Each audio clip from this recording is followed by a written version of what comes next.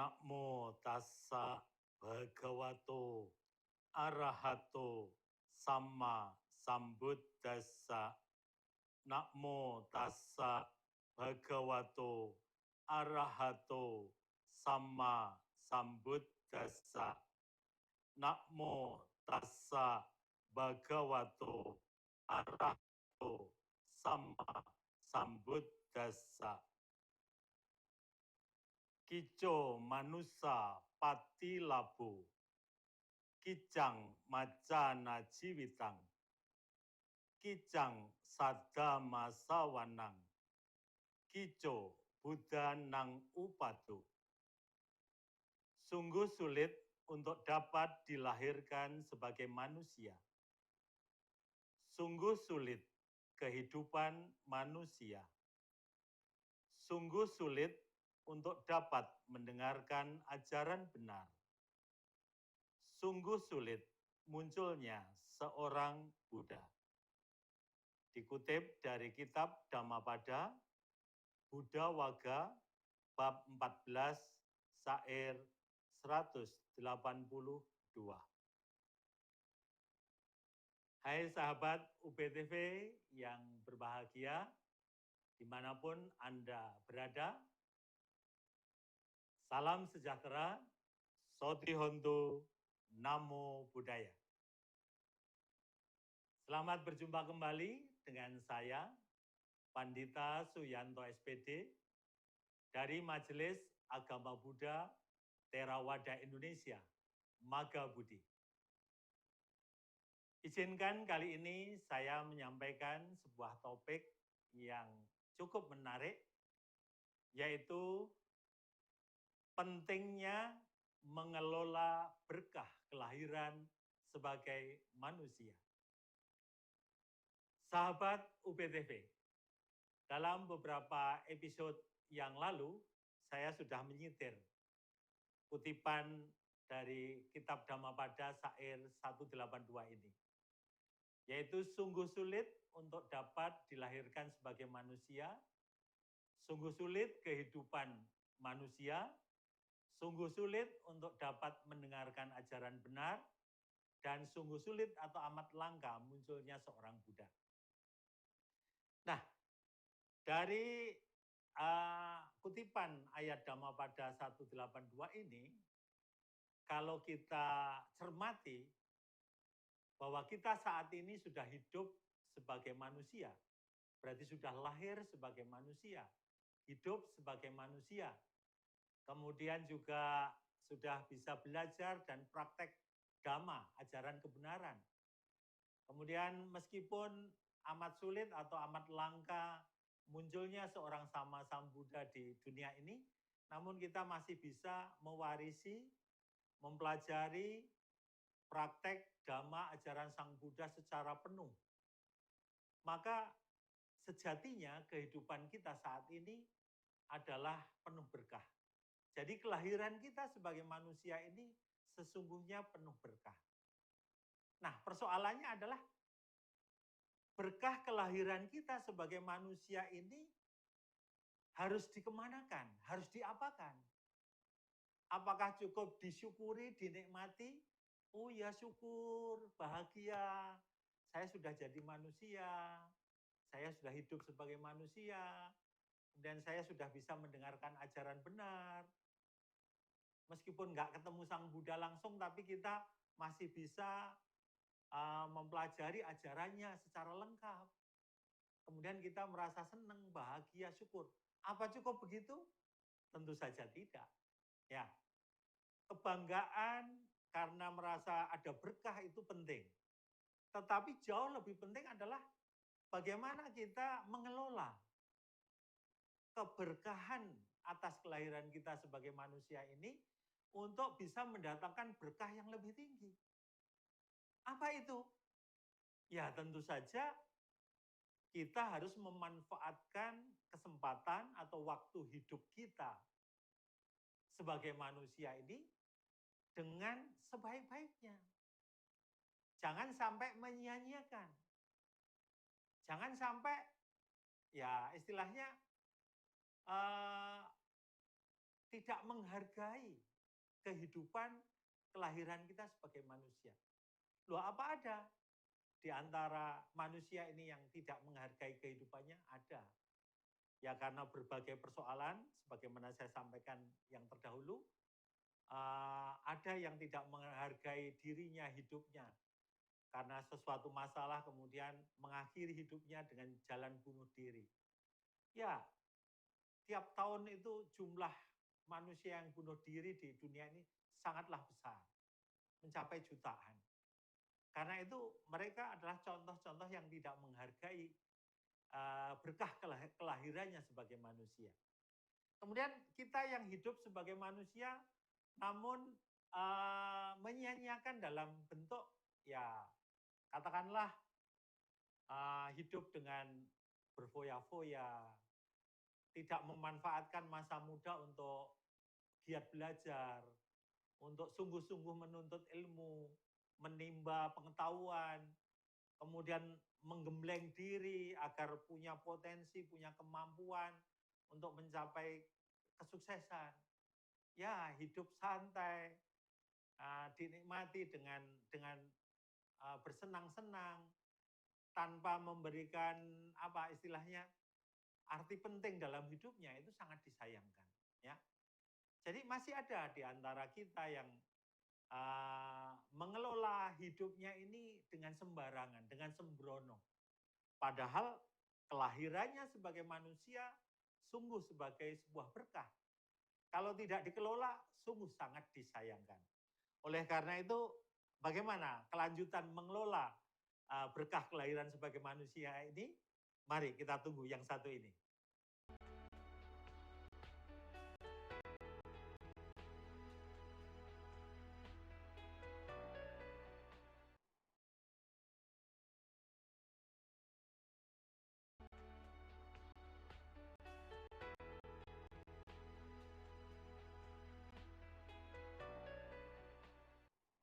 Ya, sahabat UPTV.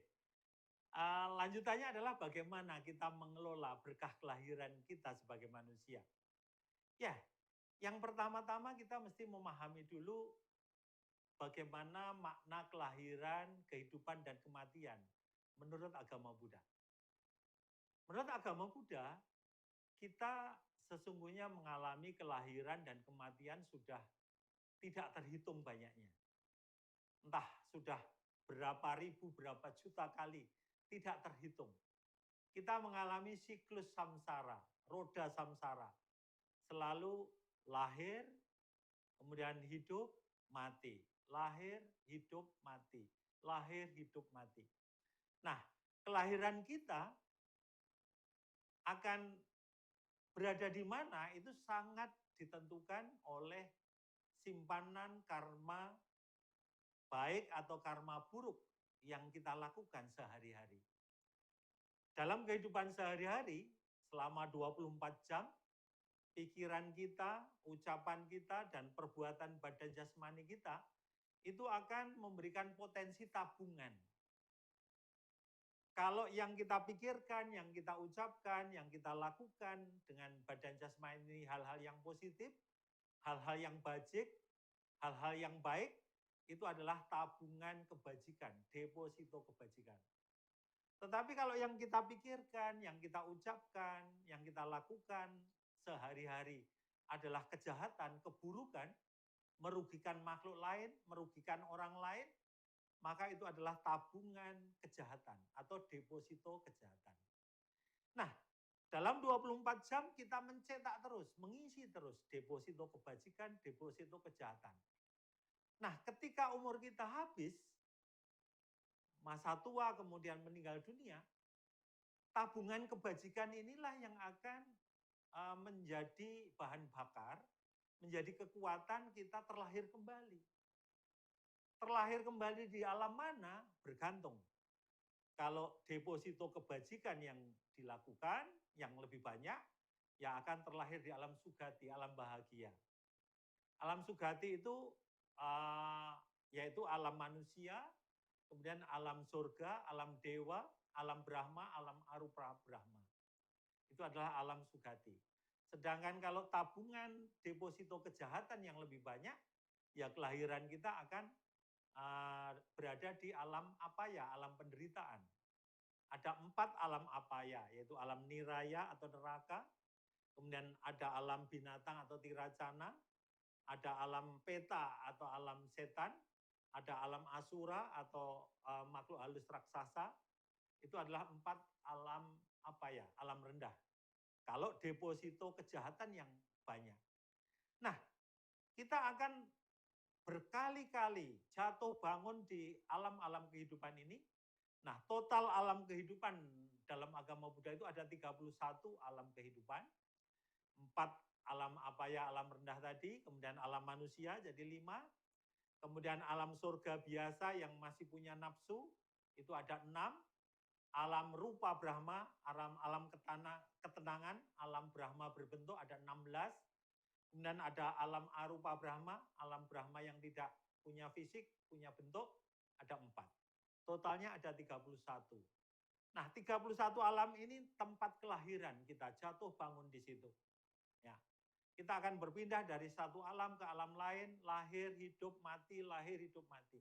Ini sesungguhnya adalah penderitaan, roda samsara. Nah, mengerti ini maka kita harus menghentikan. Bagaimana kita menghentikan roda samsara, yaitu kelahiran, kematian yang terus menjadi siklus ini? Ya tentu dengan melakukan kebajikan, melakukan ajaran agama, yaitu ajaran agama Buddha tentu saja. Dengan mengikuti, mempraktekkan, mengamalkan ajaran Sang Buddha, kita akan memutus siklus ini. Nah, ini yang harus dipahami pertama, bahwa hidup ini samsara, hidup ini berputar, perlu dihentikan. Nah, bagaimana cara menghentikannya? Nah, itu yang harus mengikuti tuntunan, ajaran. Dalam hal ini adalah dhamma ajaran Sang Buddha. Itu pertama-tama yang harus dipahami. Ya. Jadi, karena kelahiran kita sebagai manusia itu punya potensi, yaitu kesadaran yang tinggi untuk diasah, untuk diolah, untuk dikelola, untuk diberdayakan, bahkan untuk mencapai alam-alam yang lebih tinggi, alam surga, alam Brahma, alam arupa Brahma, bahkan untuk mencapai nibbana, tujuan terakhir dari hidup dan kehidupan, itu adalah potensi yang dimiliki oleh manusia, yaitu kesadaran yang tinggi. Inilah berkah kelahiran sebagai manusia. Nah, kalau potensi kesadaran yang tinggi ini dibiarkan, tidak dimanfaatkan dengan sebaik-baiknya, digunakan dengan semau-maunya, apalagi untuk berbuat kejahatan, maka bukan lagi hidup dan kehidupan kita meningkat ke alam yang lebih tinggi, bahkan untuk mencapai nibbana, tapi kita akan jatuh ke alam apaya, alam yang rendah. Itu sangat disayangkan. Nah, sahabat UPTV, bagaimana uraian selanjutnya? Kita tunggu yang satu ini.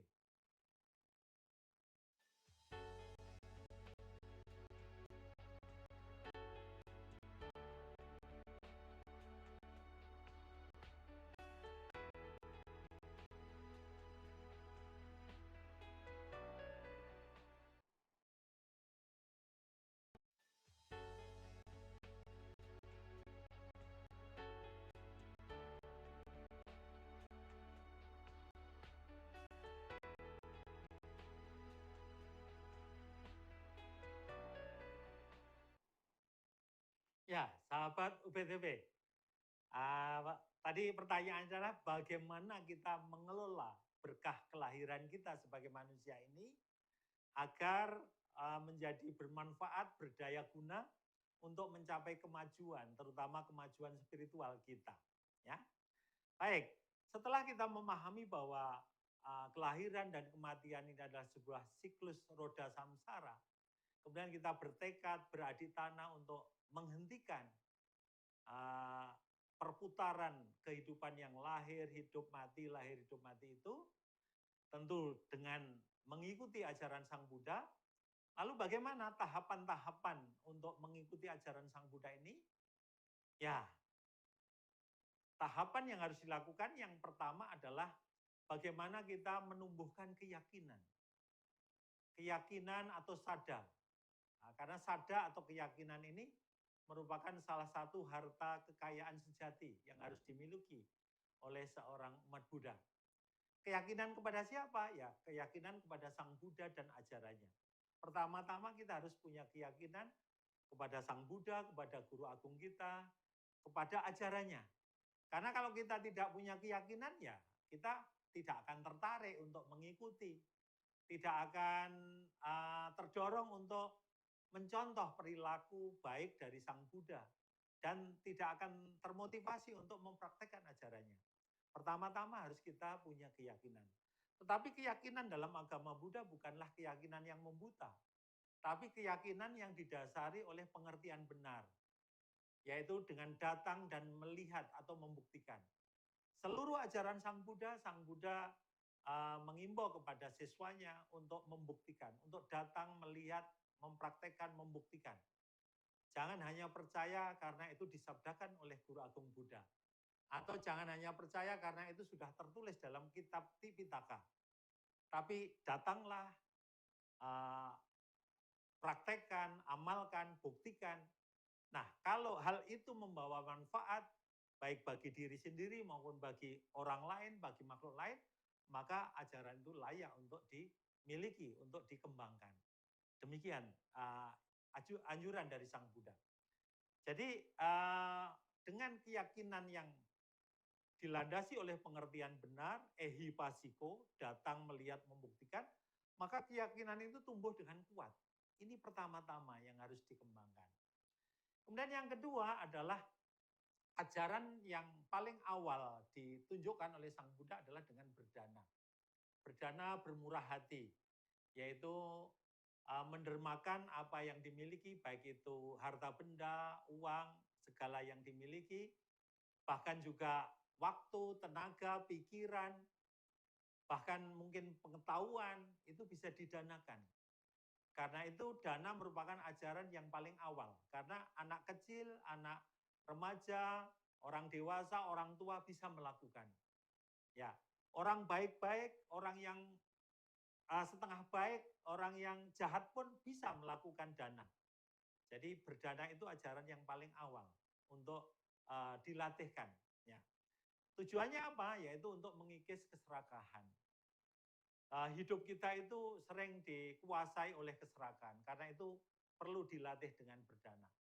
Kemudian yang lebih tinggi adalah melatih kemoralan atau sila.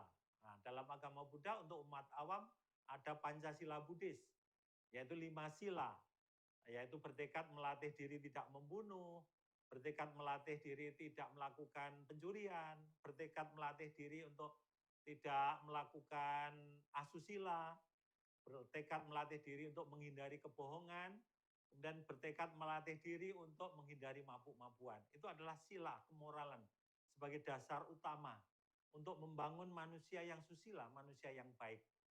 Nah, dalam waktu-waktu tertentu sila bisa ditingkatkan menjadi 8 sila, bahkan bisa latihan menjadi samanera, menjalankan samanera sila. Bahkan bisa juga berlatih menjadi seorang biku, menjalankan 227 sila. Nah, itu sila kemoralan. Kemudian yang ketiga, yang lebih tinggi dari sila adalah melaksanakan samadhi atau meditasi. Meditasi ini adalah kunci untuk bisa membersihkan hati dan pikiran. Yang bisa membawa kesucian dari batin kita adalah meditasi. Karena itu meditasi harus dilatih, harus dikembangkan. Nah, meditasi yang sekarang populer adalah mindfulness. Itu adalah tergolong meditasi vipassana bhavana atau meditasi pandangan terang. Berusaha untuk menyadari fenomena nama dan rupa, fenomena batin dan jasmani kita. Sehingga kita bisa melihat dengan terang benderang bahwa segala fenomena batin dan jasmani itu terdiri dari muncul, berlangsung, lenyap. Muncul, berlangsung, lenyap. Muncul, berlangsung, lenyap. Nah, kalau itu bisa diketahui, disadari setiap saat, itulah yang dikatakan dengan bisa melihat anicca, bisa melihat hukum perubahan. Dan itu menjadi pandangan kita menjadi terang. Dan itu yang dikatakan dengan vipassana bhavana, pandangan terang. Nah, dengan mengembangkan pandangan terang ini akan dicapai dengan kebijaksanaan. Nah, kebijaksanaan itulah yang akan bisa merealisasi tujuan yang tertinggi, yaitu nibbana atau nirwana. Itulah sahabat UPTV. Jadi bagaimana mengelola berkah kelahirannya sebagai manusia, yaitu meningkatkan keyakinan, kemudian melatih berdana, menjalankan sila, kemoralan, melatih samadhi, mengembangkan terus kebijaksanaan hingga bisa mencapai kesucian yang tertinggi. Itu bisa dicapai oleh potensi manusia. Karena itu ini adalah berkah yang luar biasa yang harus terus didaya gunakan. Jangan disia-siakan. Demikianlah yang bisa saya sampaikan. Mudah-mudahan dapat memotivasi kita untuk lebih maju dalam praktek Dhamma. Terima kasih. Sabe sata bawantu suki tata. Semoga semua makhluk berbahagia. Soti hontu namo buddhaya.